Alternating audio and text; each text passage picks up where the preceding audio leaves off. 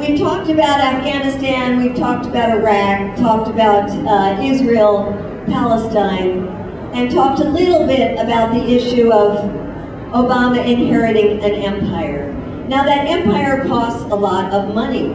In fact, the defense budget this year was bigger than the one last year by $21 billion. The defense budget now is $636 billion.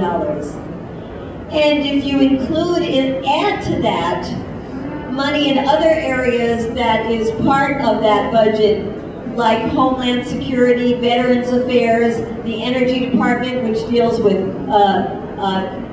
nuclear weapons, we are really at a budget of $1 trillion, which is the amount that the rest of the world combined spends on their militaries.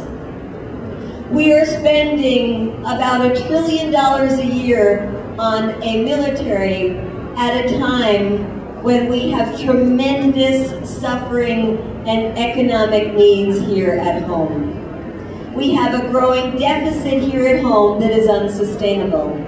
There are only 3 ways to deal with that deficit. One is to raise taxes on an already overburdened population. The other way to do that is to cut social programs, Social Security, Medicaid, Medicare, at a time when people need more of those programs, not less of those programs. And the only other way to deal with the deficit is to have dramatic cuts in the military budget. Congressman Barney Frank himself has said that you can cut the military budget by 25% and not cut into the safety of the American people. I would put it differently. I would say you could cut the defense budget by way more than 25% and make us much safer here at home. Look at the $100 billion that we are spending having 800 bases in other people's countries. They don't want us in their countries. People around the world are fighting the presence of U.S. bases. And in fact, every time they elect more progressive governments that more represent the needs of their people, you start seeing those bases questioned. And in some cases, like the case of Ecuador, where they elected a progressive government, where the president ran with one of the things on his ticket that he would close the U.S. base, the U.S. base is being closed by the end of this year in Ecuador. So we could take that $100 billion we're spending on occupying other people's countries and instead put that into domestic needs at home.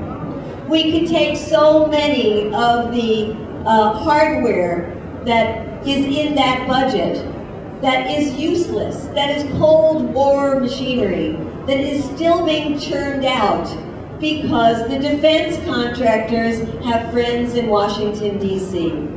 Every 2 years when Congress runs for re-election, they go to their friends for money. And who are some of the biggest givers of money? The defense contractors. And that's why you see fights over things like the F-22 that is obsolete. But you find people in Congress, even though in this case the Pentagon said they didn't want them anymore, Congress people saying, yes, we must keep these, because these military contractors put pieces of each of these weapon systems in the different states, so that they not only say, here, we're giving you money for your campaign, but they're also saying, you need those jobs in your home state. And in fact, I remember just hearing a program on NPR about 2 days ago that was talking about layoffs because factories are closing. And it was a warm, fuzzy story about how, because they had to make more MRAP vehicles for Afghanistan, they opened a new factory and people were so excited that they now had good-paying jobs. No, that's not the kind of good-paying jobs we need. We need to convert those weapon factories into factories that are producing solar panels and wind turbines, and transportation, high-speed rail system, the kind of things we need to turn our economy into a green economy, to get us out of the military mindset that has been the mindset that has governed our foreign policy for decades and our economic policy for decades as well. I think we are actually at a unique time in our history because a few things are converging together. On the one hand, you have the continued push for war that has come from the contractors, that has come from the Pentagon, but you have other things happening. You have a President Obama who is open to new ideas. The fact that it has taken him so long to decide what to do in Afghanistan is a very, very good thing. You have a president who wants to put more money into people's needs. And you have a president who is open to listening to the people. You have, on the negative side, an economic crisis, but with a silver lining, that it means people are sick and tired of the money going into war, and say that the hundreds of billions of dollars that we are throwing into these wars should be used for people's needs at home. The only thing missing to tip this equation is a stronger movement here at home. That is the only thing that we are missing, because everything else is moving in our direction. And I think it is really time for us to recognize that we have to rebuild the movement we had 8 years ago when we got out on the streets in the hundreds of thousands to say no to the Bush administration's pending war in Iraq. We have to link up with the wonderful people who are all in places like this Green Festival, the people who are going to Copenhagen to fight for a good energy policy for the planet. We have to hook up with the people who are fighting, and many of us here in this room, for a healthcare system that is for everybody, not for the insurance companies. We have a chance to really unite these issues, and we have a chance to challenge the foreign policy that has been ruling this country for way too long. We have a chance to build a foreign policy that is based on diplomacy. For God's sake, we have John Bolton out of the UN. Susan Rice as the ambassador has not proved to be great, but she needs to be pushed.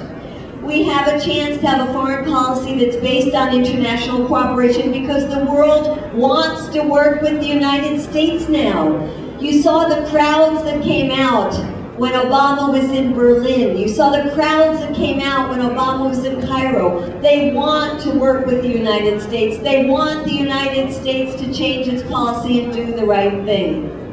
We have a chance to have a U.S. foreign policy that's based on sustainable needs of the people of this country and the people of the planet, and we know that we can save money by doing that. So if we put all of those things together with the missing ingredient of a stronger peace movement, that can tip the scales. And we need that immediately because of the decision that's going to be made in the next couple of days. So I would say if there's one thing I would plead with you to do, it's to make a call to the White House and say no more troops in Afghanistan, and exit strategy, bring the troops home. That's the one call that might make a difference in the next couple of days before Obama makes this decision. And of course, in the longer run, there is a much wider call we need to make, which is a call that says to all of us that whether we are delighted to see Barack Obama in the White House or think he's already sold us out, he is as good as we're going to get for a long time. And if we don't make the changes now, we're not going to make them. And so let's pull ourselves up, let's recognize this historic moment that we have, let's link arms with the people in the other movements that are working for domestic needs here at home and say to them, we come together, we can fulfill the needs of people here, we can become friends with the rest of the world, we can save money by dramatically cutting the military budget, and we can build a foreign policy that we are proud of. Let's go out and do it. Thank you very much.